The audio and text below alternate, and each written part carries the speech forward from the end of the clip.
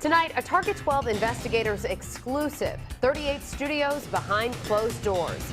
With taxpayers facing a $90 million bill for the 38 Studios disaster, we decided to find out, did insiders at such a powerful company play by their own rules? And tonight, we can tell you our findings have already prompted action. A top state official is finally launching an investigation. Let's get right to Target 12 investigator Tim White for the exclusive details. Target 12 unearthed this document, and it raises serious questions. Why is it 38 Studios never disclosed it was lobbying the state for your money? And why is it no one ever did anything about it? Few companies have affected Rhode Island government like 38 Studios. Yes or no, was policy affected at the state level by 38 Studios? Yes. Nearly all companies that interact with public officials to affect state policy have to register someone as a lobbyist. The goal is to keep things above board.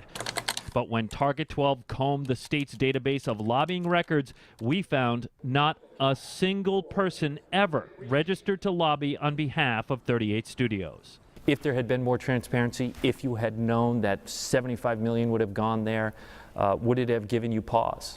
Absolutely. State Representative Charlene Lima is a harsh critic of the entire 38 Studios deal. If they did have a lobbyist here, at least the rank and file who were totally blindsided by this $75 million special interest piece of legislation would have known what they were lobbying for. It appears to be a classic case of a Rhode Island who you know. A friend of then House Speaker Gordon Fox, attorney Michael Corso, got a private meeting with top state officials to push the 38 Studios deal at this Providence law office. I sat in a meeting with them. Listen for yourself. This is the former speaker on Newsmakers in 2012 describing a meeting he had just before the company came to Rhode Island. The meeting then took place at Mike Corso's office because he volunteered his office. Then, when the company was in its death throes, another secret meeting with 38 Studios officials, this time with Fox, Governor Lincoln Chafee, and their top aides. Slide two papers, it's Kurt Schilling with Tom Zaccagnino, the four of us, and the governors, and I are like, what in the hell? The company, Fox says, was asking the state for tax credits and a bridge loan.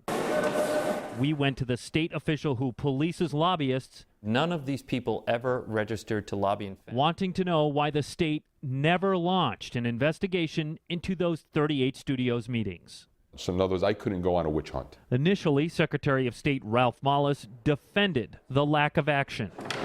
Why not check it out? Why not find out why someone didn't register as a lobbyist? Because we'd have to find out who to look for first. I mean, I don't know who was lobbying for 38 Studios. But my question is, could you even have looked into it to see if that were the case? Other than, you know, I guess, could I have written Kurt Schilling, written Governor Kacheri, written the General Assembly members and asked, please advise if anyone had ever lobbied you for 38 Studios? Sure, why not?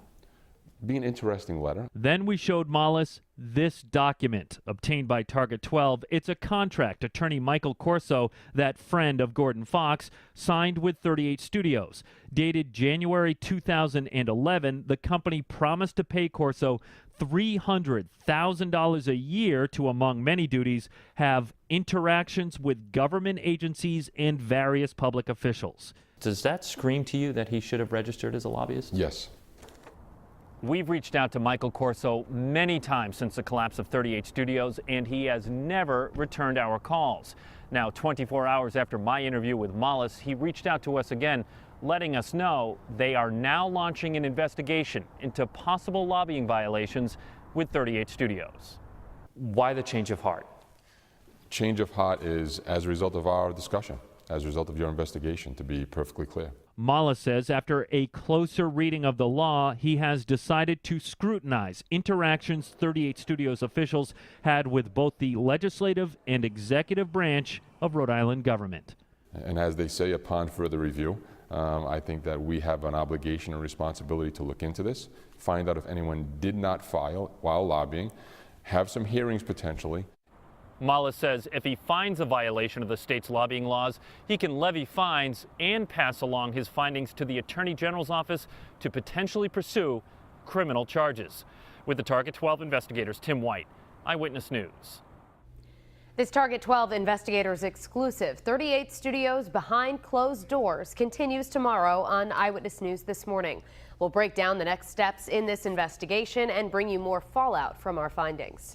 And right now on our website, you can read for yourself the document that Tim White obtained from a 38 Studios insider that helped spark a state investigation into the scandal. It's online right now at WPRI.com.